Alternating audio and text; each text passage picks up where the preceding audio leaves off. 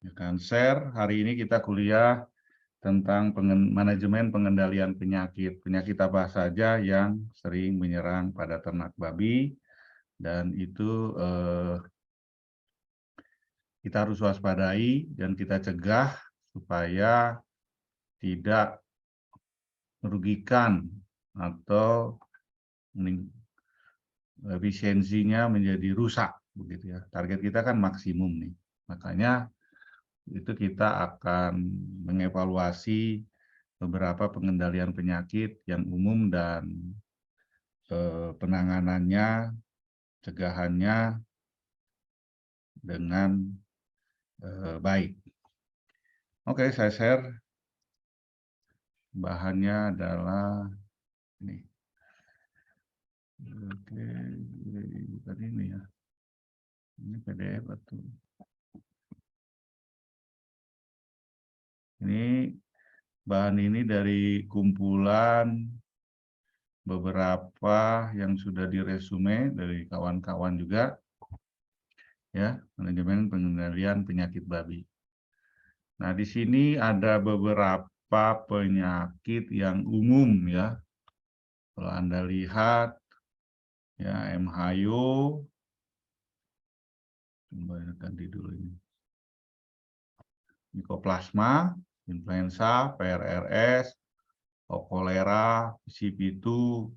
Tapi semua penyakit ini kalau dilihat dari secara ekonominya ya ada juga ASF, banyak sekali ya penyakit pada babi itu. Makanya ini khusus sih pada biasanya dipegang oleh dokter hewan ya, koksidiosis, E. coli, GET, rotavirus. Ya.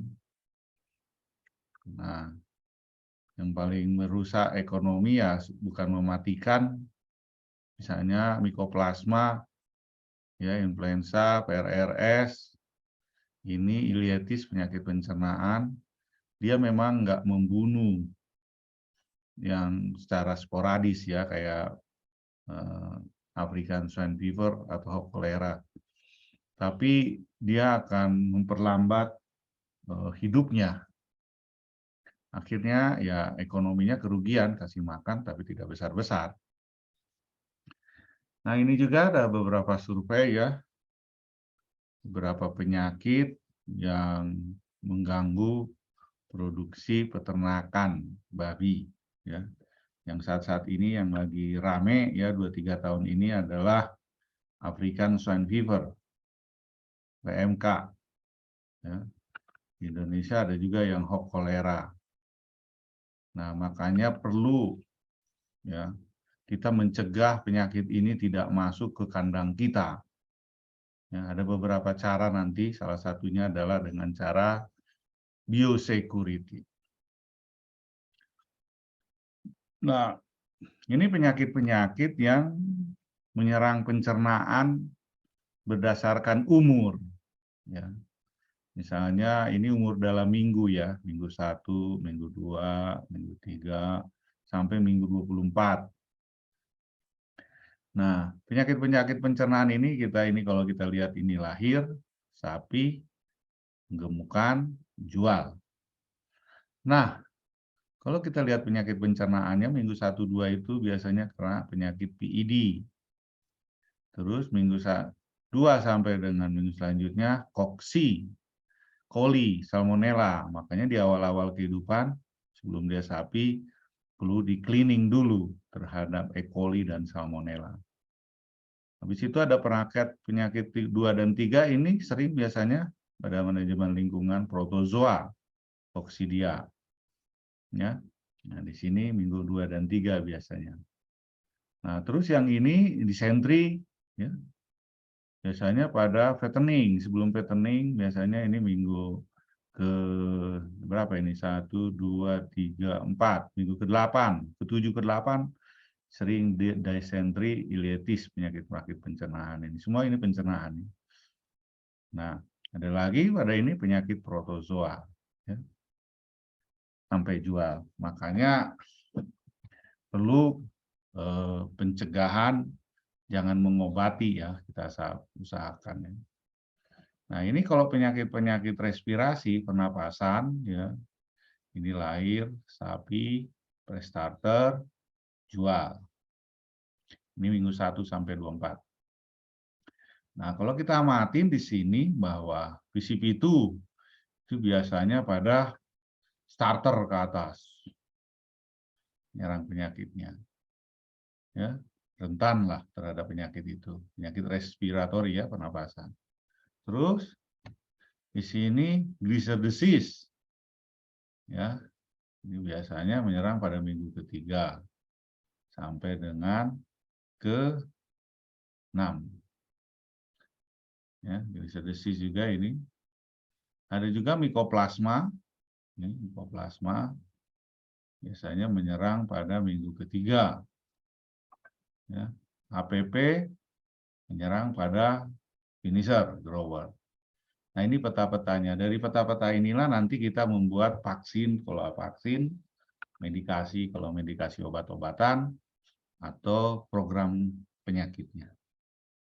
Nah, 3 hal yang harus dalam manajemen penyakit babi ini ya, dari Boehringer. Yang pertama adalah vaksinasi. Jadi penyakit-penyakit di atas, misalnya ini, Anda harus vaksinasi. Ini sudah ada vaksinnya ya, VRRS, HI, MHIO, Toplasma, PCP2, terus kolera, PMK sudah, penyakit mulut kuku, ASF belum ada vaksinnya. PID kayaknya ada. Ya, jadi gunakanlah vaksinasi, ya, pencegahannya. Sama kayak kita lah, kalau kita nggak mau kena corona ya vaksinasi. Itu membuat daya tahan tubuh menjadi kuat, ya, dia mengenal penyakit itu. Jadi harus vaksinasi. Yang kedua adalah medikasi. Ya. Medikasi ini pengobatan bila kena penyakit. Nah, ini kalau udah kena ya pengobatan lah. Ya, tapi biayanya mahal ya. Biayanya mahal. Kalau bisa dihindari lah. Medikasinya, pengobatannya bisa antibiotik, analgetik, antiinflamasia, hormon, vitamin, mineral. Tapi yang perlu juga diamatin ya, kita dari segi peternakan sih saya kira vaksinasi medikasi itu urusan dokter hewan ya. Tapi minimum Anda tahu. Ya, bukan hanya dokter hewan aja yang tahu. Ya, artinya Anda memahami lah apa itu vaksin itu, memvaksin ternak saudara sesuai dengan umurnya, sesuai dengan challenge-nya, tantangan lapangnya, sesuai dengan zonanya. Contohnya kalau di Jawa, Sumatera, ya secara umum sih kolera sudah mulai ya. Vaksinasi ini tidak tergantung bukan tidak tergantung kepada wilayahnya, kejadian penyakit di wilayah tersebut. Setelah itu pengobatan bila sakit ya. Yang fokus kita adalah di sini nih, stop disease prevention, artinya kita mencegah penyakit itu masuk. Inilah mungkin yang fokus dari kita, karena ini lebih murah dibanding medikasi atau vaksinasi. Tapi jangan sampai lalai ya. Ini nanti yang utama itu di sini. Walaupun ini kita tahu lah, wajar kita harus tahu. Model pencegahan penyakit itu tadi sudah disampaikan, biosecurity, vaksinasi, medikasi. Ya. Biosecurity dalam mencegah masuk, vaksinasi menciptakan kekebalan, medikasi adalah membunuh kuman yang sudah masuk, sudah terlanjur masuk ini medikasi itu. Ya, pengobatan lah ya. Nah, biosecurity ini menyangkut pada isolasi atau pemisahan antara kandang dan luar, ya. Sanitasi dan desinfektan. Pengendalian selanjutnya pengendalian lalu lintas. Kita harus isolasi itu kandang itu. Jangan gabung bebas hewan, manusia dan sebagainya. Sanitasi dan desinfeksi adalah semua yang masuk dan yang keluar itu harus melalui prosedur desinfeksi sanitasi. Ya, jangan sembarangan. Pengendalian lalu lintas sama, oh tidak ada orang barang masuk atau manusia masuk atau ternak masuk tanpa pengendalian, pengontrolan, program desinfeksi, tanpa penyemprotan, gitulah. Ini sekarang menjadi hal yang penting di dalam dunia virus yang merajalela sekarang ini ya. Pengendalian hama juga harus kita perhatikan, kayak nyamuk, kayak penyakit African swine fever itu bisa dari lalat, caplak, tikus, hewan liar, kan, burung, kelelawar, babi hutan, gitu kan. Nah, hama-hama ini harus kita kendalikan juga ya. Jangan sampai dia carrier atau pembawa penyakit. Atau dia yang masuk ke kandang akhirnya menyebarkan penyakit. Pembuangan bangkai juga harus kita splot atau bikin titik jauh dari kandang dan dilakukan dengan prosedur yang baik untuk bangkai ini. Ya. Jadi jangan sampai lalai. Jadi harus ada pembuangan bangkai itu biasanya dikubur 2 meter, gali, tabur kapur atau dibakar, baru dikubur lagi dengan tanah. Jadi betul-betul biosecurity ini berjalan dengan baik. Ya. Ada nanti tambahannya. Nah ini tadi tambahannya adalah penyebar penyakit itu bisa aja dari manusia. Kalau ASF katanya manusia ini 45%. Di kandang, setelah Anda berternak, Anda harus mengontrol diri saudara. Jangan masuk kandang sembarangan tanpa prosedur, apalagi Anda sudah dari kandang orang. Kalau Anda tidak mengontrol manusia, baik anak kandang, bisa dengan seragam, penggantian pakaian dalam, pakaian kandang maksudnya, dengan sepatu kandang, jadi tidak boleh lagi bersatu. Ada prosedurnya untuk manusia ini. Dia pun di luar jangan beternak babi, tapi betul-betul tidak bermain di tempat ternak babi. Ya, manusia nih. Hewan liar, ya tadi udah ya, kucing, anjing, ayam, tikus, serangga, dan lain-lain, betul-betul ini harus kita fumigasi lah. Jangan masuk sembarangan, terutama di zona kandang hijau itu. Kontak antar babi, nah ini kontak antar babi sakit dan babi sehat. Nah ini ternak yang sakit segera kita tangani supaya dia tidak menular ke kawannya yang sehat. Ini biosecurity ya, bagaimana pengendalian penyakit. Ini tanpa pengobatan atau vaksinasi. Tapi bila hal ini kita lakukan, saya yakin kita akan selamat. Ya. Air juga harus kita perhatikan bahwa air itu harus bebas dari penyakit, misalnya sungai, harus ada dari air tanah, perlu dilakukan klorin, ya, favorit 12 jam, 24 jam, supaya virus yang ada di dalam air bisa lenyap. Nah ini nih, virus-virus yang menempel di manusia itu, penyakit apa aja, apalagi kamu main antar kandang, atau dinas nih, dokter hewan biasanya ke kandang A, B, C, D sembarangan tanpa mengikuti SOP. Ya virus itu bisa ada di badan dia, di rambut dia, di hidung dia, di sepatunya. Atau anak kandang juga bisa, atau manajer farm juga bisa. Nah makanya orang-orang yang manajer ini, yang terlibat di peternakan kita, harus mandi, keramas, ganti pakaian kandang, semprot desinfektan, pembuatan zonasi kandang, itu betul-betul. Sebelum dia masuk ke wilayah hijau kandang kita, dia harus mengalami prosedur mandi, ganti pakaian, keramas, cuci rambut, semprot desinfektan. Nah inilah, jadi harus kita waspadai nih. Ya. Jangan sampai ada harus membuat zona merah, zona kuning, zona hijau. Zona hijau itu adalah kandang kita. Ya. Zona kuning itu halaman, ya, kendaraan, pos sanitasi, mes karyawan, treatment air, itu kuning. Ya. Zona merah adalah semprot kendaraan, rumah potong, pos sanitasi pertama. Ya, rumah potong, semprot kendaraan, sanitasi, ini zona merah. Nah, zona merah, kuning, dan hijau itu harus, untuk masuk itu harus ada prosedurnya. Dan jangan dibulak-balik, sembarangan, hijau, kuning, merah, bulak-balik aja setiap hari, parah itu. Untuk masuk zona merah ke kuning ada prosedurnya, disinfektan. Kuning ke hijau ada prosedurnya. Ya.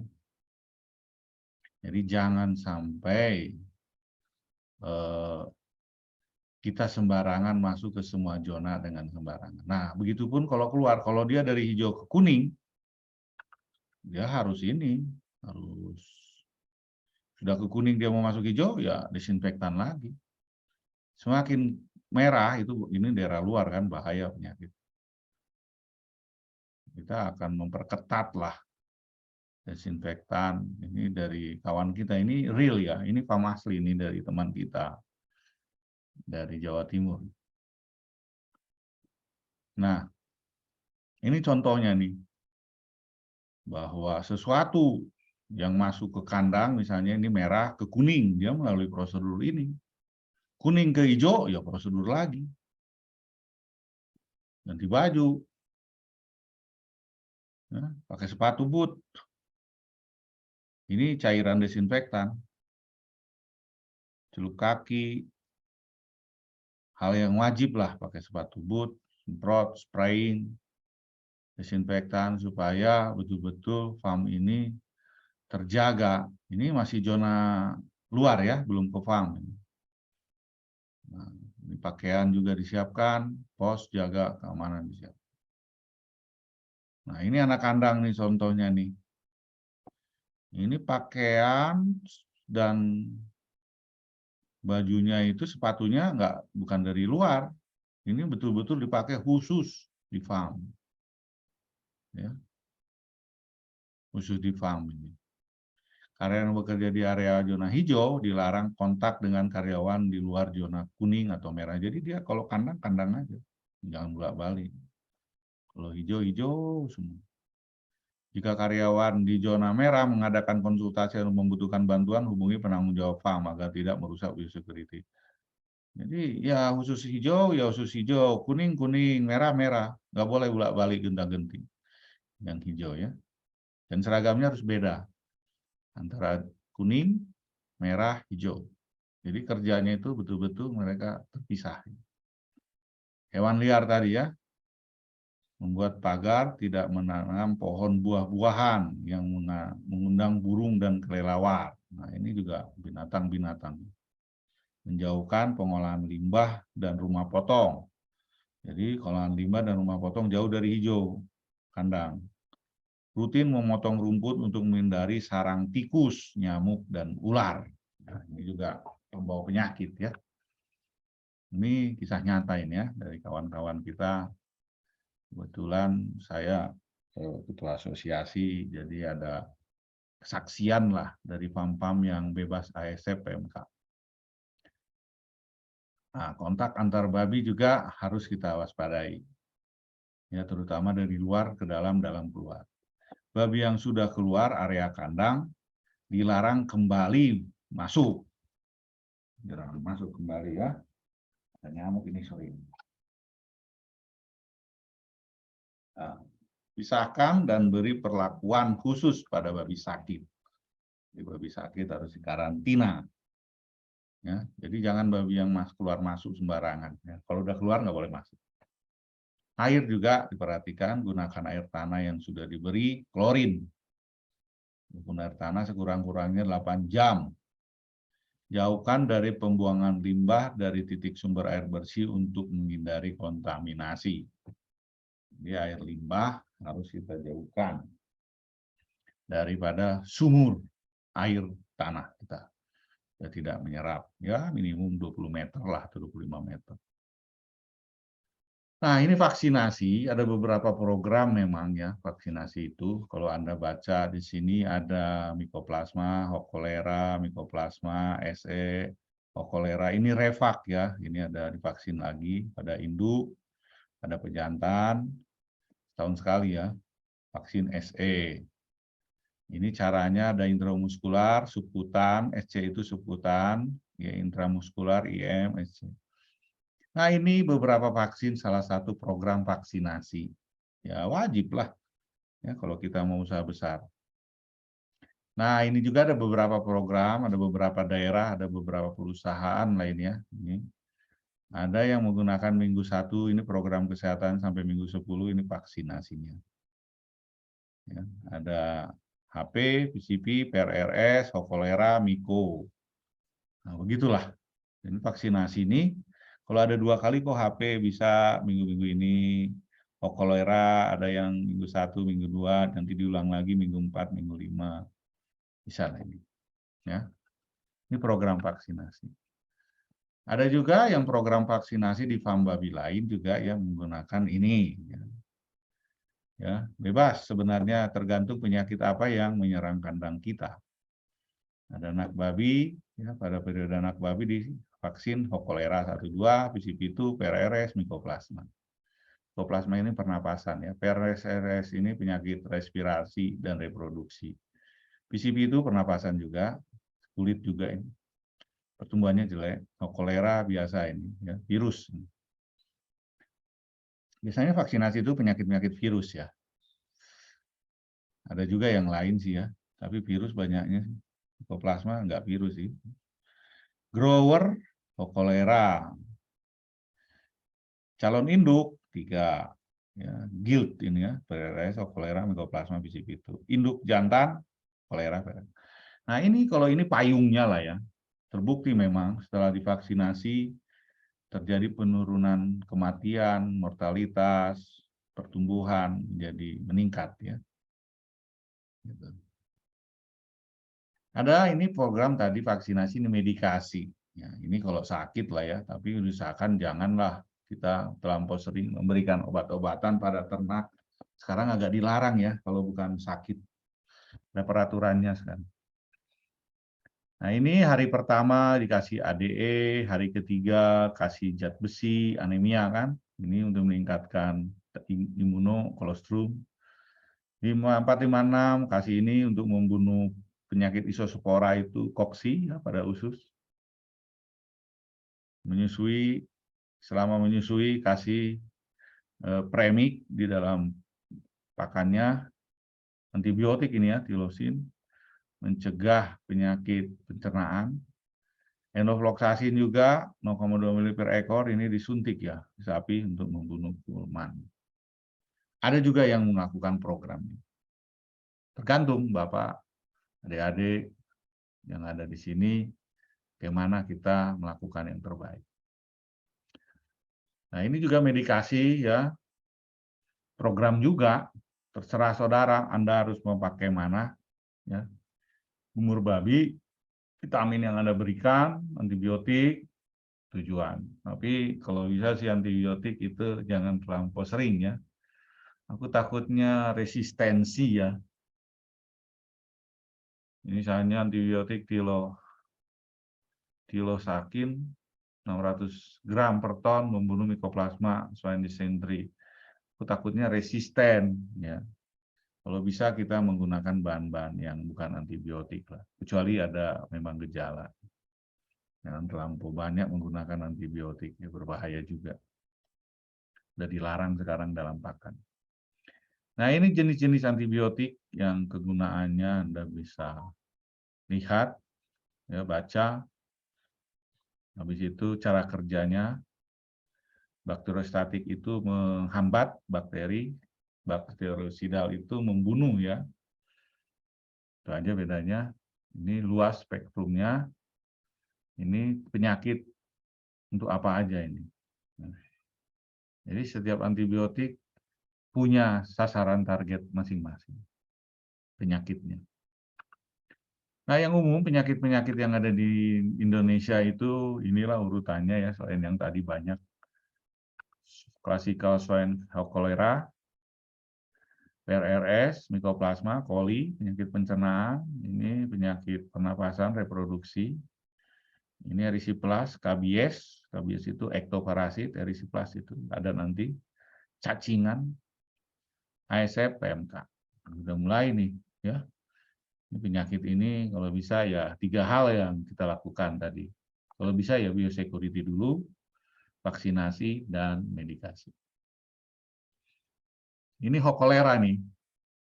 Hokolera ini tahun 94 masuk ke Indonesia, kapuk, menyebar ke seluruh Indonesia, kematiannya tinggi, ya, kematiannya tinggi, menurunkan populasi, ya, menyebarkan virus. Oke. Nah, kolera ini wajib lah ya Sumatera, Kalimantan, gejalanya demam, ya, depresi, tidak mau makan, diare, tremor, lumpuh, ya, dan mati. Ada bintik-bintik merah di kuping, punggung, dan perut. Penanggulangannya ya vaksinasi, ada 2 minggu dan 1 bulan. Nah, ada vaksin kolera. Atau pada induk setelah dikawinkan. Pada jantan setahun 2 kali, 6 bulan sekali. Jadi perlu medikasi untuk kolera ini. Ya. Kematiannya lumayan. Ya. Nah ini ciri-cirinya. Kupingnya merah, tapi macam-macam. Kalau di sininya merah itu PRRS, kalau kupingnya merah itu bisa kolera, punggungnya merah juga bisa kolera, bisa ASF. Jadi ini salah satu ciri lah ya. Ciri. Tapi banyak ciri-ciri lain yang harus kita bisa bedakan. Kakinya merah, lumpuh, tapi kolera ASF juga lumpuh ya. Nah inilah salah satu kandang yang habis karena kolera, habis semua. Tinggal 3 ekor, ini pun tunggu mati. Nah ini penyakit PRRS, ini penyakit reproduksi dan respiratory sindrom. Ini ada 2 yang menyerang ini. Ini pada induk biasanya atau pada anak. Penyakit respirasi R1, penyakit reproduksi. Ya, akibatnya ini virus ini ya. Terganggulah 2-nya itu. Kalau udah terganggu, wah repot kita. Apa yang kita bisa lakukan? Ya kalau udah respirasinya terganggu, repronya ya babi kita menjadi kerdil, kecil, anaknya dikit. Jadi kalau anaknya dikit, banyak mati, ya, banyak mati pada saat lahir, mumifikasi, brusellosis juga ada. Ya kita harus curiga, bisa aja itu PRRS. Ada sih gambarnya ya, mudah-mudahan ada nggak di sini ya. Ada juga PRRS kompleks, bisa karena pernapasan ini ya, reproduksi dan respirasi. Bisa oleh beberapa penyakit bergabung. Ya, ini PRRS itu ciri-cirinya itu di lehernya ada merah begitu kayak kena pukul. Terus kalau dia lahirnya banyak yang hitam, ini kalau yang hitam ini lahir, ini baru lahir, itu mumifikasi, itu udah lama matinya dalam rahim. Kalau ini stillbirth mungkin ya masih putih, dia baru-baru lahir mati. Nah ini yang lahir pun ya nggak aman ini. Nah ini bentuknya udah susah bernapas. Fever, demam, disentri, distress. Nah untuk hal ini kita harus antisipasi dengan vaksinasi dan biosecurity dan medikasi lah. Bisa ada obat. Obatnya tadi antibiotiknya. Pencegahan lah ya. Nah ini PRRS, ini buktinya ini. Babinya biasanya kedinginan, anaknya. Coba ini anaknya harusnya 10, hanya 4 ekor, itu pun tidur. Kedinginan dia biasanya. Kena PRRS itu. Coba ini anaknya sedikit kedinginan. Ini induknya sih yang diturunkan ke anaknya biasanya. Induknya kena PRRS, diturunkan ke anaknya. Nah kalau anaknya nanti kena PRRS, turunkan lagi ke yang lain, gitu bisa nyebar lah. Ya. Hal ini bisa menyebar. Gejala-gejalanya inilah, mumifikasi, abortus, Ya, ini mumifikasi, abortus, stillbirth, mati. Stillbirth itu matinya lahir mati, lahir mati.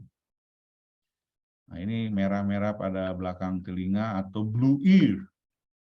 Kupingnya biru. Kalau tadi merah ya, kolera, kalau ini blue. Kupingnya seperti warna biru. Kalau udah gejala-gejala begini ya rugilah kita ya, padahal ini kan biangnya ya. Ini apalagi dia brucellosis, keguguran begini. Rugi ya, ASF juga begini.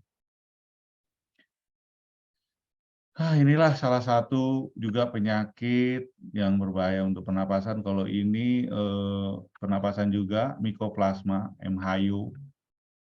Ya. Kita bisa lihat kalau Mycoplasmanya negatif, positif, perbedaannya cukup jauh ya. Pertambahan bobot badannya kalau nggak ada Mycoplasma 800, ini 700, FCR-nya. Jadi mortalitasnya kaling, lebih terjual, infeksi, obat lainnya. Artinya semakin rugilah kalau kita kena penyakit itu. Baik dari segi performance dan biaya. Kematian juga meningkat. Nah, ini Mycoplasma ini menyerang pernapasan ya, paru-paru lah, sama demam, kurang nafsu makan.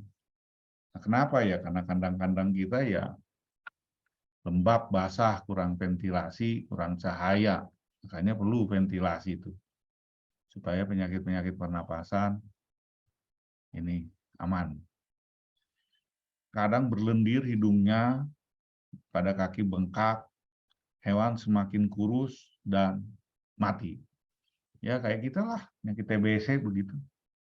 Kayak TBC tapi bukan TBC nih ya, Mycoplasma. Nah inilah, ya susah bernapas, ya bernapas itu kan penting ya. Nah ini ya bisa mati sendiri. Ini bisa menular ini ya ke teman-temannya, makanya yang sakit ini diambil aja. Ya, penyebabnya adalah Mycoplasma pneumonia. Ya, menimbulkan lesi yang khas berupa konsolidasi yang berwarna gelap pada organ paru. Dan kerusakan paru ini sinkronis dengan derajat kekurusannya.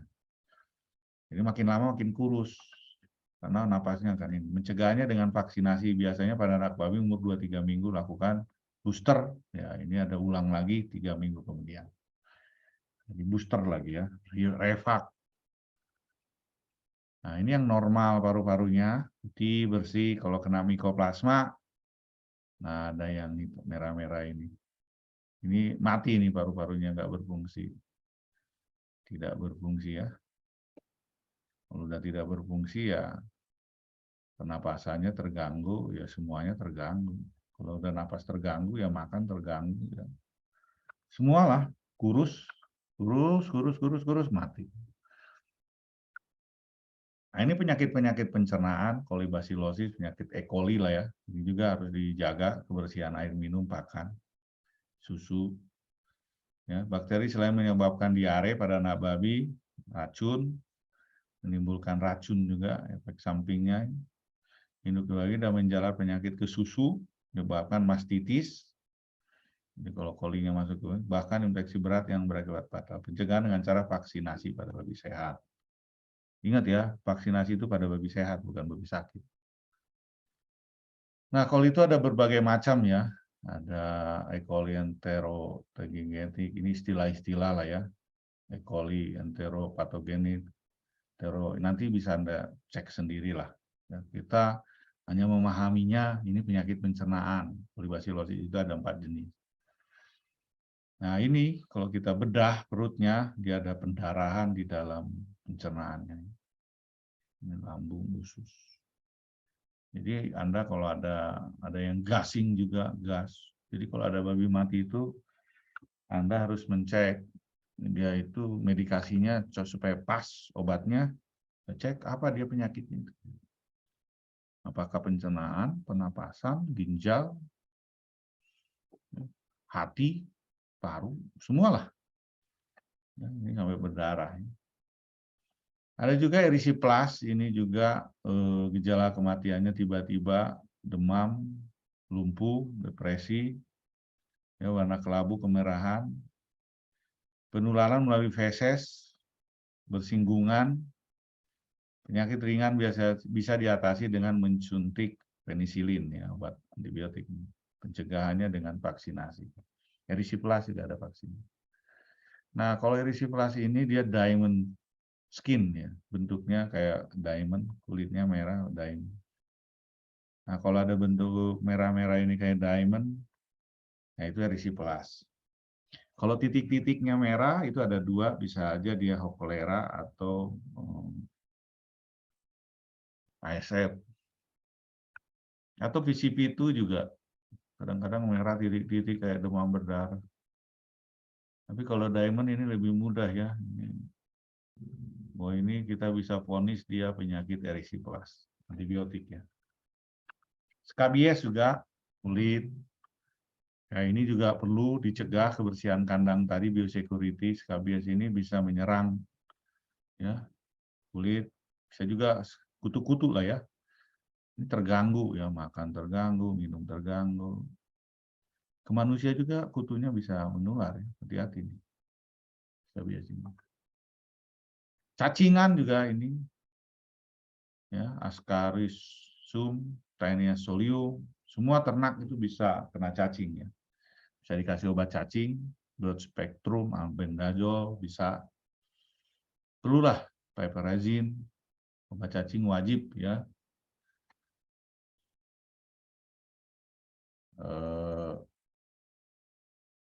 Obat cacing wajib itu diberikan programnya.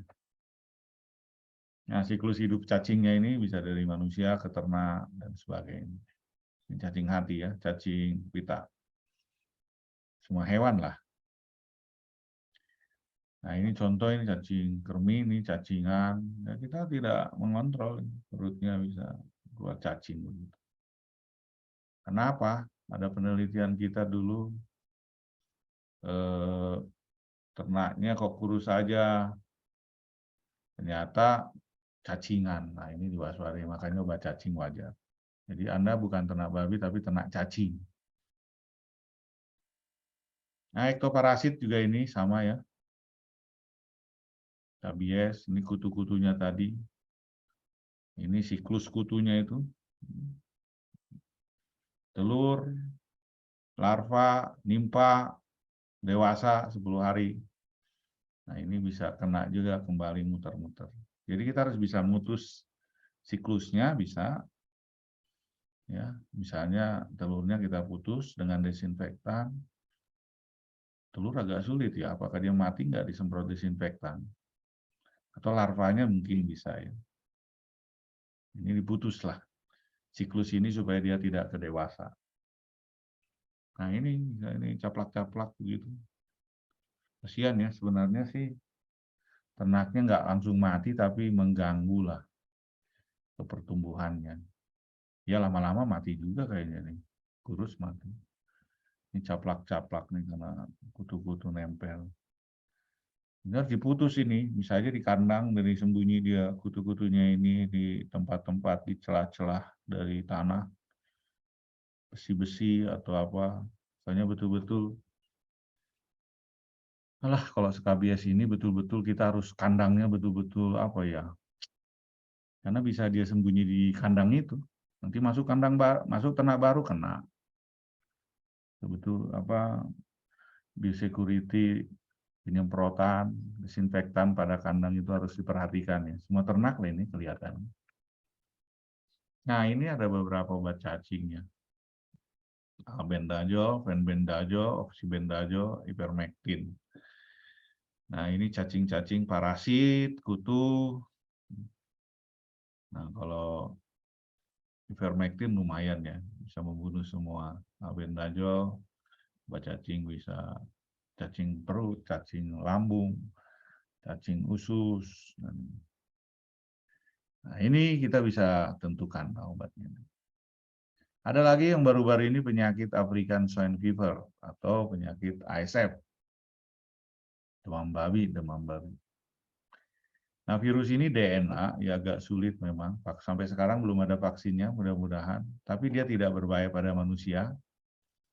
Bisa menyerang induk semua kendaraan, bisa menyebarnya itu. Biasanya 2 minggu ya, langsung habis. Tidak ada obat, vaksin. Tanda klinisnya sih biasanya inkubasi 3-15 hari, 2 minggu, suhunya panas. Biasanya nggak mau makan, aborsi. Pada induk itu biasanya bukan pereres tapi ya, aborsi juga pereres bisa. Hanya ini aborsi pada induk muda yang kena. Semua anaknya lahir belum waktunya, akhirnya biasanya dia menyerang pembunuh daya tahan tubuhnya itu, pabrik antibodinya itu dilimpah, nanti kita lihat. Biasanya induk dulu yang diserang ini, baru ke anak, baru grower. Kematiannya hampir 90%. Nah ini contoh-contoh kena ASF ya, demam, tidak nafsu makan, kulitnya merah-merah kayak kolera memang, kupingnya merah,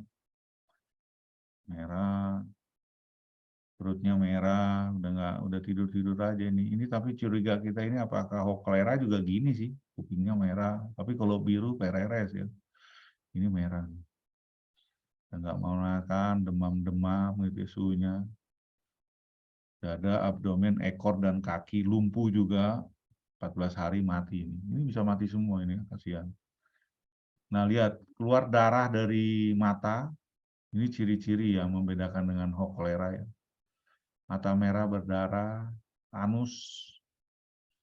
Jadi kayak blooding ya, kasihan ya. Sayang ini tidak, ya untungnya ya, bukan sayang juga ya, tidak menyerang manusia ya, virus ini. Mulutnya juga kadang keluar darah dari telinga, mata, dubur, mulut, anus. Serem ini ya, sampar ini. Kasihan ini.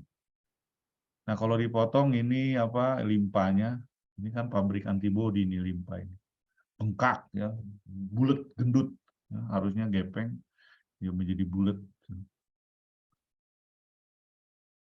Nah, di sini blood, banyak di rongga perut ini, dada terutama khusus, banyak pendarahan. Jadi pendarahannya sudah dari hemoragik ini sudah dari dalam ya, makanya keluar darah dari hidung, mata, anus, kuping.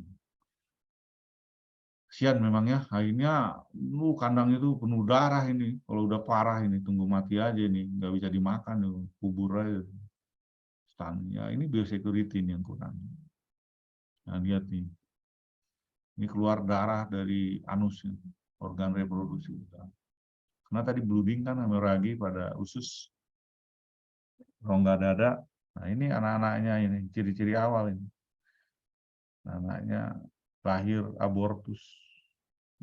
Bukan pada waktunya ya, masih kecil-kecil. Nah inilah sampai berdarah-berdarah begini. Kasihan memang kalau ASF ini, sampai dindingnya pun. Nggak ada obatnya, nggak ada vaksinnya ya. Makanya mulai sekarang biosecurity menjadi hal yang utama. Kematian terus ini, darah-darah ada ciri khasnya. Merah sih, kuping merah kayak kolera, tapi ASF ini bedanya itu dia keluar darah. Ada lagi ginjalnya ini, ginjalnya bengkak. Pendarahan, ini tonsil atau jantung juga, ini jantungnya pendarahan ya, kalau dibelah. Kalau penyakit lain nggak begitu ya, nggak tahu yang lain. Ini limpa tadi ya, limpanya ini bengkak. Ya, dia pusat kekebalannya itu diserang limpanya ini. Jadi hemoragi, pendarahan dalam rongga perut. Ya, ini ginjal bengkak. Ya, inilah mengerikan ya. Nah, ada lagi ini penyakit PMK yang baru-baru ini lah ya, penyakit mulut kuku. Ini sih sebenarnya kematiannya nggak 100% kayak PMK, ASF, tapi dia bisa membunuh 100% pada anak babi nih, suckling. Kalau atas sih ya 5% lah, 1-5% pada hewan dewasa. Tapi pada yang berbahaya itu pada anak-anak babi ya, suckling piglet, menyusui. Ini bisa 100%. Pada kambing, anak sapi 80%. Ya penyakit ini sebenarnya kita sudah merdeka ya tahun 90 kena bebas PMK, tetapi ya itulah kita kena lagi tahun 2022 ini. 30 tahun. Padahal untuk membasminya itu ya butuh waktu lama juga, hampir 60 tahun. Ini peta kita kena PMK yang dari Asia ya. Dari Asia. Kena ke Indonesia. Ya biasalah, biasanya transportasi ya. Virusnya kalau ASF itu DNA, kalau ini RNA. Ya, ada 7 serotipe jenisnya ya.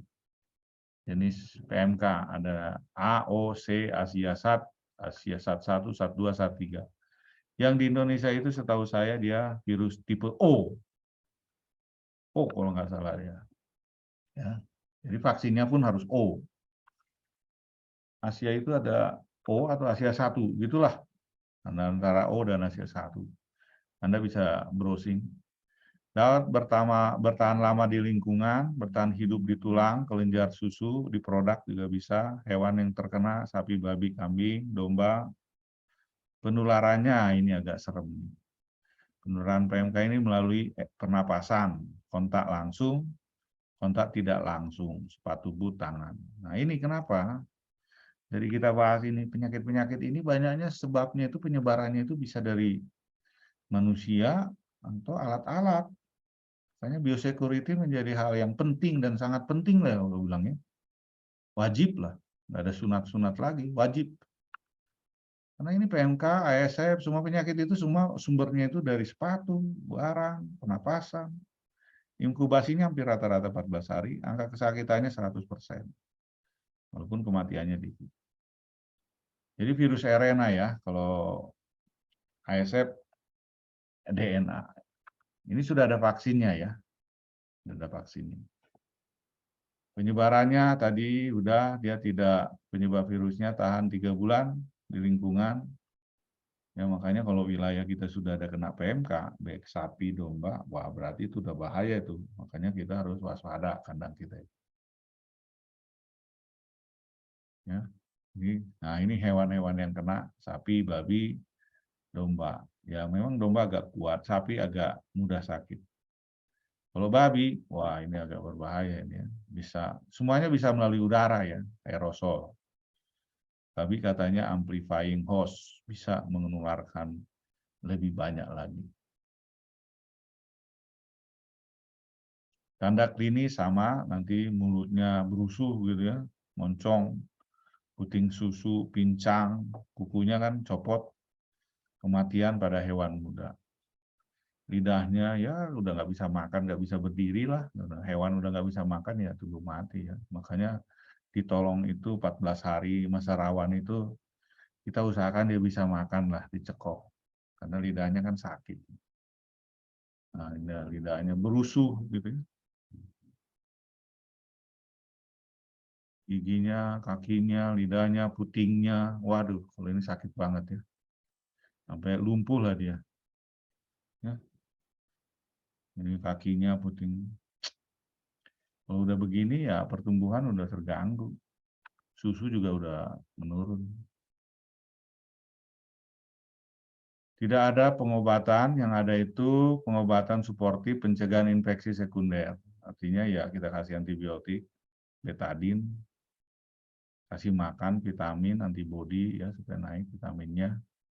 Makannya ya dicobalah memberikan pakan cair, cekok supaya dia bisa hidup. Suportif itu ya biasanya kasih vitamin atau mencegah infeksi sekunder ya, antibiotik.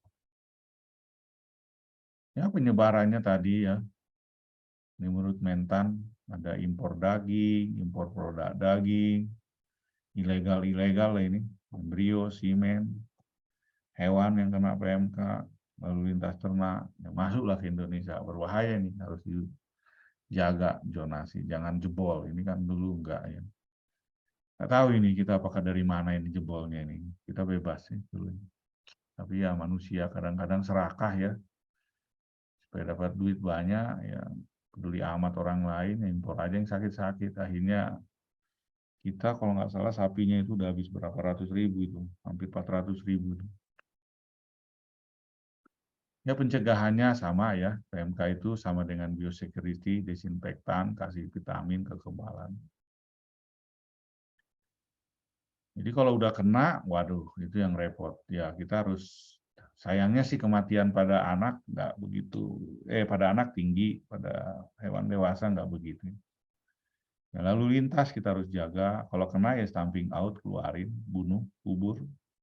Dalam tanah bisa 3 bulan juga, ngeri-ngeri ya. Vaksin, yang aman sih vaksin aja, yang sehat ya. Yang sehat segera vaksin. Oke, saya kira itu aja hari ini. Kita bagaimana mencegah, intinya adalah kita sarjana peternakan harus mengetahui biosecurity lah. Ya. Mencegah penyakit supaya aman. Selanjutnya ada di sini, Anda coba membuat slide PPT 10 slide maksimum mengenai penyakit-penyakit babi. Ya, tandanya apa, kerugiannya apa, pengobatan dan pengendaliannya apa. 1 minggu lah. Apa penyakitnya? Yang ini, yang ada di slide 1 itu. Ini kalau MPMU berakhir 1, misalnya 001, 02, dan seterusnya sampai 29, ya inilah penyakitnya. Kalau 30 apa Pak? Ya kamu masuk aja pilih ke 10 nih. Ya, 31 ya 1 lagi, 32, 33, ini yang belakangnya lah ya, belakang MPM yang muter terus. Jadi MPMU 20 ya Clostridium. Kalau MPMU berakhirnya 002 ya AI. Atau berakhir di belakangnya 2 ya boleh AI, bisa APP, yang 2 bisa epidermis exudatif. Bebas lah ini urutannya. Ya asal tahu aja, hanya 10 lembar aja di PPT tapi ya, bukan. Itu udah ada gambar, udah ada tulisan. Sampai sini ada yang mau bertanya?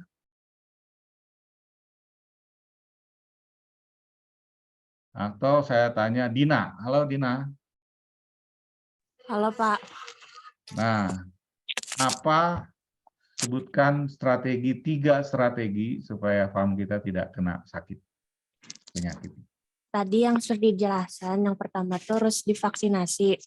Dari vaksinasi itu babinya bukan vaksinasi babi waktu sakit, tapi sebelumnya. Babi sehatnya harus divaksinasi. Terus yang kedua tuh ada biosecurity-nya harus dijaga. Kayak tadi ada misalnya wilayah hijau, wilayah kuning, sama wilayah merah. Nah itu untuk masuknya aja masing-masingnya itu harus dijaga gitu kebersihannya. Untuk orangnya juga harus ada misalnya penyemprotan pada kandang yang kayak gitu. Terus yang ketiga tuh ada meditation yang terakhir. Gitu Pak. Ya, medikasi. Medikasi itu apa? Medikasi itu pengobatan Pak. Pengobatan ya, bila penyakitnya udah masuk. Oke. Good. Pak, ya. Ya. Kan NPM akhir saya 053 ya. Berarti saya yang nomor 3 gitu yang Ya, ditugasin. 3 aja boleh. Per Ya. RS. Ya. Bisa juga ini Clostridium 53 ya. Oke, 3 ini. Jadi gitu. Jadi kuncinya Anda walaupun bukan dokter hewan, Anda harus memanage, ya, memanage, kesimpulannya itu memanage penyakitnya satu dengan membuat program, ya, membuat program medikasi, biosecurity, vaksinasi. 3 itu. Kandang saudara itu, walaupun Anda bukan dokter hewan, Anda harus buat program, ya, programnya. Program vaksinasi apa, program medikasi apa, program biosecurity-nya apa. Inilah tugas ini. 36 derajat, 365 derajat. Supaya aman. Ya, salah satu biosecurity ini, ya. Habis itu program vaksinasi ini. Terserah Anda mau ngambil tergantung wilayah saudara. Kena banyak penyakit apa aja. Nggak harus selalu semua vaksin ya.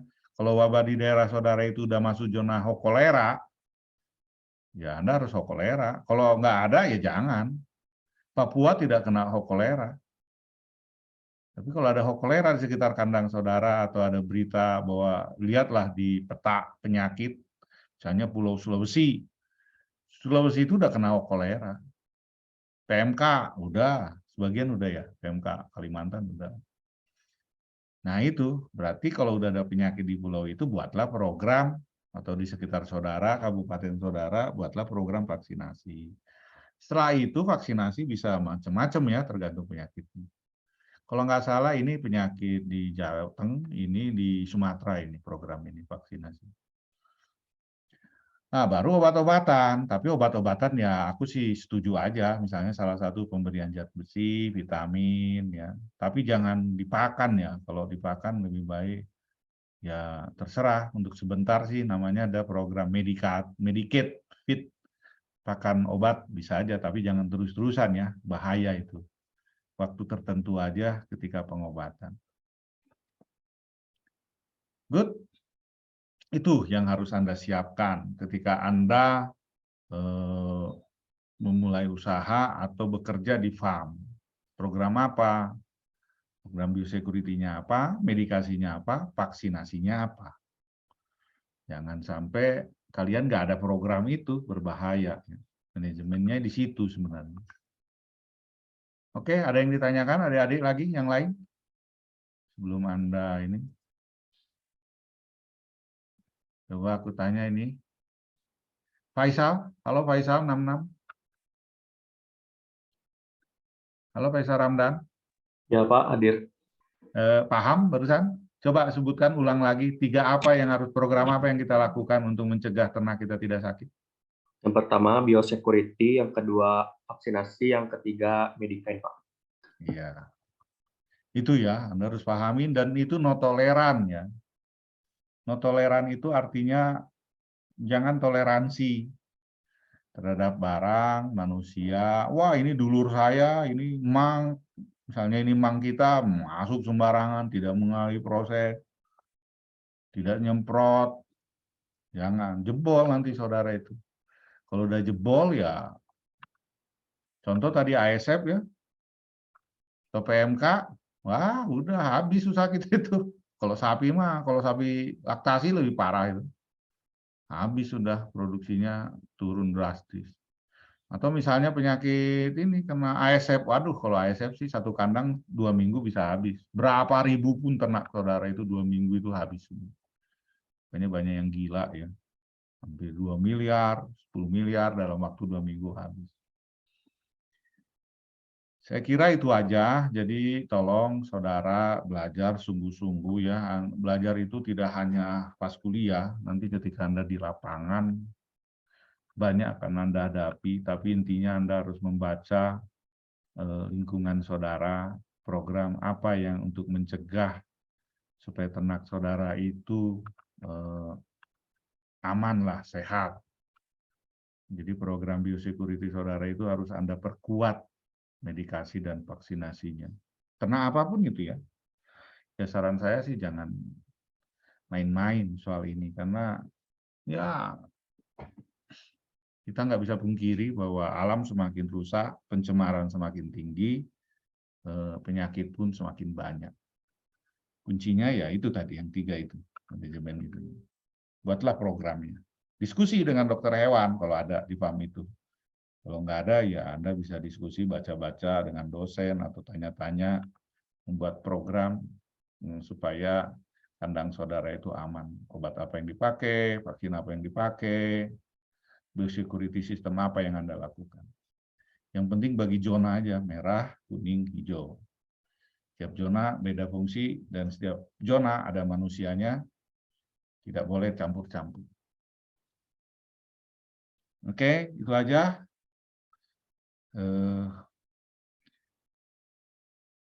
Ada lagi? Kalau nggak ada, saya cukupkan pertemuan hari ini. Kalau nggak ada yang bertanya ya, selamat jaga kesehatan.